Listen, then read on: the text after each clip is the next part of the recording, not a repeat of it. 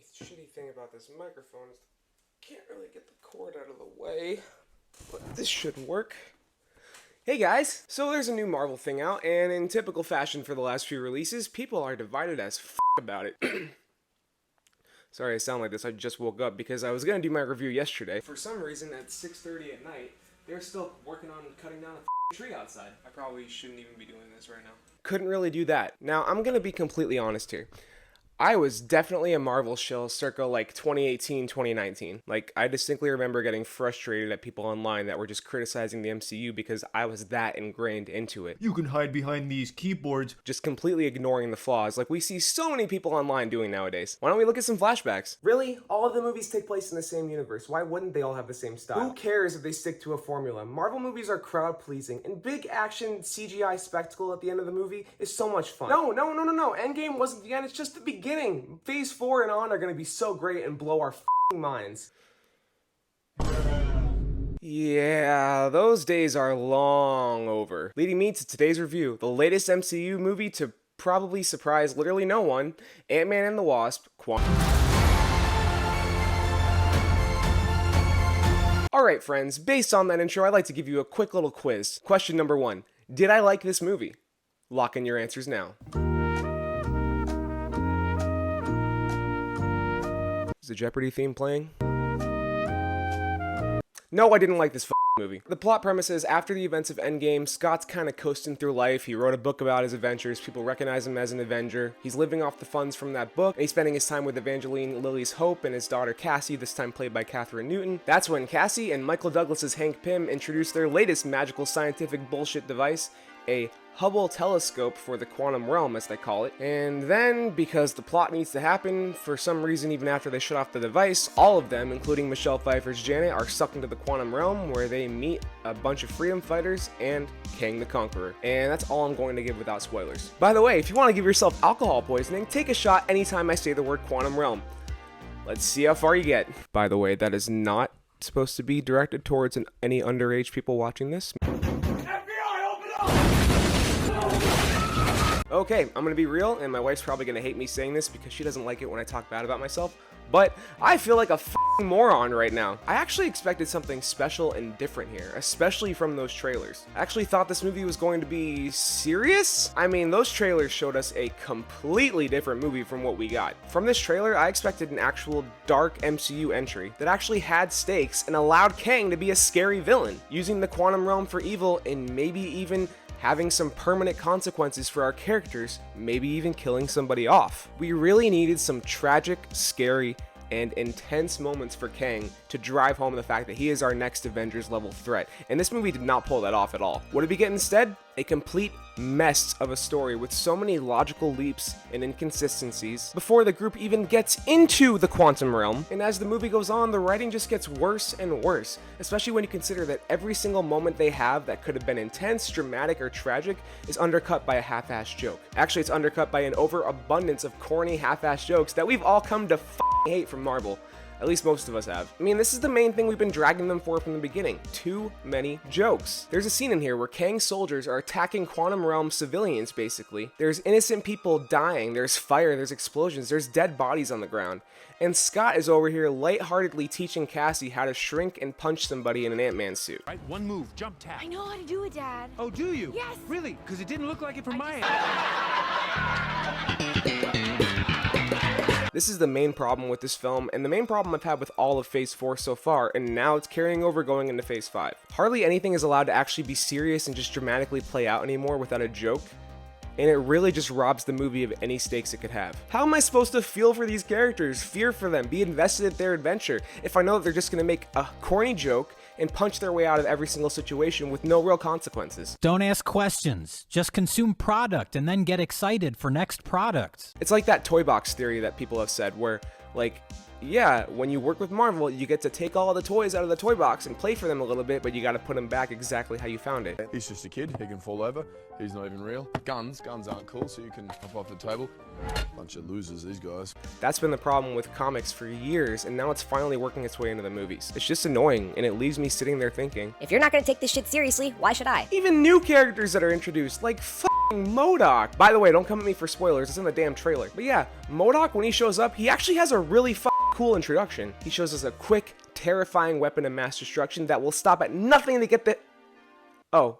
Okay, they're just treating him as another joke again. Yep, as soon as they show us his weird-ass face, which if you know MODOK from the comics or even from the Avengers video game that was kind of mid, you'll know exactly how goofy it is and how there really wasn't that good of a way to translate it to live action. Look at the size of that boy's head. Shh. I'm not kidding, it's like an orange on a toothpick. But if they would have tried to take it seriously, he could have actually been a really cool character. Instead, he's literally just a punchline through the entire thing. And also, he's MODOK in name and name only. I mean, he looks like him, but that's really all that he has in common with the character. Now, I'm not a MODOK stan or anything. I barely read any comics that actually have him in it, and I only watched a couple episodes of that Hulu show that was kind of weird. But this is just an insulting adaptation of that character. And in my eyes, he is joining the ranks of Iron Man 3's Mandarin, Black Widow's Taskmaster, and, well, Thor, Circle Love and Thunder, as characters that were just completely ruined in the MCU, though it did take Thor a few movies to join those ranks. Talking about the other characters, let me start with our main man here, Scott. Paul Rudd has always done a great job with this character, naturally weaving in his comedic talent and timing, while occasionally flexing his more dramatic skills, and besides Kang, he definitely sticks out as the strongest performance here. However, he basically has no character arc in this film. He starts off in a happy spot, pushing his book and using his status as an adventurer to make some money, even though Falcon and the Winter Soldier said that you can't really do that, unless that was just some not so subtle on the nose political commentary, which it definitely was. You've got to do better, Senator. Though Scott is missing that sense of adventure, he misses the danger. In my opinion, as silly as Scott writing and selling a best-selling book is, I was actually enjoying the beginning with his narration and seeing his relationship with Hope. But when everybody gets into the quantum realm, his entire motivation just turns into protect my daughter, which is fine, but the movie doesn't really do anything with it. There's no stakes, twists, turns, or anything really to get us more emotionally invested into his character. He basically ends the movie right where he began, with pretty much no development. And then there's the Wasp herself, Hope. Oh man, they didn't do anything with this character at all. Seeing how she was treated, it's laughable that they named this Ant-Man and the Wasp. They should have just called it Ant-Man 3 for sake. She has nothing to do in this movie besides lecturing her parents, crying when she's listening to her mom talk, and participating in fight scenes. It is a crime to see what this character has become after how much growth and development she had in those first two movies. And for God's sake, what are they doing with her hair, man? And that brings us to the third main character in this film, Cassie Lang. And I'm just gonna say it, and you can roast me if you want, but I hate this character now. What went from an adorable little character that was a huge motivator for Scott to get his life back on track after he went to prison, and ended up being a tragic reminder of what he lost in Endgame that pushed him to try to fix everything, she's turned into a completely unrecognizable character. She's an activist in the most annoying way possible, constantly lecturing everybody around her about it. I think you're better than me. I am better than you. And it's kind of a shitty daughter to Scott, I'm gonna say it. She joins in with the rest of the family on roasting him in the beginning for not really doing much since the events of Endgame. Meanwhile, he's the reason they were able to travel the quantum realm and save everybody in the first place. This is the disrespect I'm talking about with the MCU. They don't cherish anything. It's like that line in La La Land. They worship everything. They value nothing. Marvel's all about pandering and pushing things and trying to get their modern day messaging in there to make modern day audiences happy, but in the meantime, they're shitting all over the comic fans. They're shitting all over everything that came before it. They can't take anything seriously anymore. Anyways, back to Cassie. It feels like the writers just went on Twitter and made a checklist of what this character should be. Ah, here we go. This should be perfect for our strong female character. Self-righteous activist? Check. Sassy with a comeback for everything? Check. Random undeserved resentment against her dad? Check. Absolute genius that can build $1 million technology in her garage? Check. And she doesn't get much better throughout the movie. She goes from badass to being reduced to a damsel in distress to being a badass again and winning every single fight she has. It's lazy and annoying, and I really think that Katherine Newton was not the right choice for this character. This is another problem that the MCU has with trying to introduce new, younger versions of their legacy heroes. They're not doing it naturally. Instead of developing them over time with development, loss, tragedy, they come into these movies already perfect and ready to be a hero. Like how Cassie, whom we know nothing about in between the events of Infinity War and Endgame, suddenly is a mechanical genius that can build a quantum realm telescope in her basement because science? Then there's Hank Pym, played by Michael Douglas, another sideline character that does nothing in this movie except be a jerk, talk to some ants, and fly a spaceship. even though the spaceship he flies is kind of cool. His wife, Janet, actually gets the most development and backstory here, as we learn about her 30 years in the quantum realm. Even if most of it is incredibly convenient, retcons a lot of shit, and really asks the audience to suspend their disbelief, especially with 64-year-old Michelle Pfeiffer flying and bouncing around the screen taking out bad guys at like super speed. That being said, at a certain part,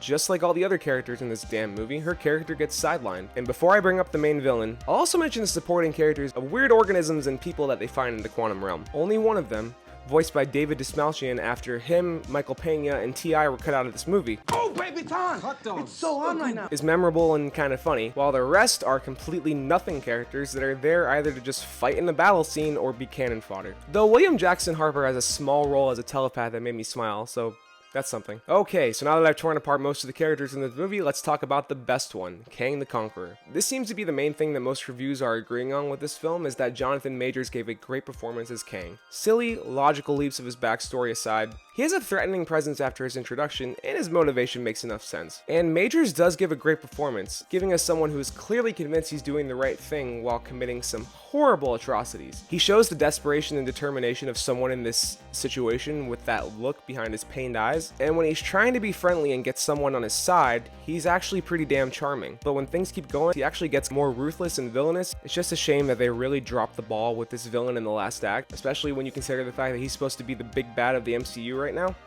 Marvel, if you wanted us to really fear Kang and think of him as a threat that can take out the Avengers in every universe, you wouldn't have made him the villain in an Ant-Man movie and done what you did with him here. I guess while I'm on positives, I will say that while I didn't really like this movie all that much, there are a few parts that I enjoyed that stuck out to me. The biggest here is the scene with all of those different versions of Ant-Man together running to accomplish something. I won't spoil what it is, but it actually ended up being one of the best scenes in the film. Yeah, it was full of typical MCU quips, but it had a surprisingly emotional part to it that really echoed Scott's journey up until this point. And the fight between Kang and Ant-Man at the end of the movie, which for some reason is in every single trailer, is intense, even if the stakes are basically manufactured and non-existent. But the rest of it is just, and I hate to say this term, mid. Some jokes land, most don't. The action sequences are incomprehensible at times, and most of them are filled with laughable, cartoonish CGI that I blame Marvel for because I know how overworked those VFX artists are. The characters and story have shit writing that simultaneously asks too much of the audience while spoon-feeding them at the same time, and the film lacks any real purpose, stakes, or emotional weight whatsoever, even though it has some standout scenes and good performances from Paul Rudd and especially Jonathan Majors. Oh, and one last thing.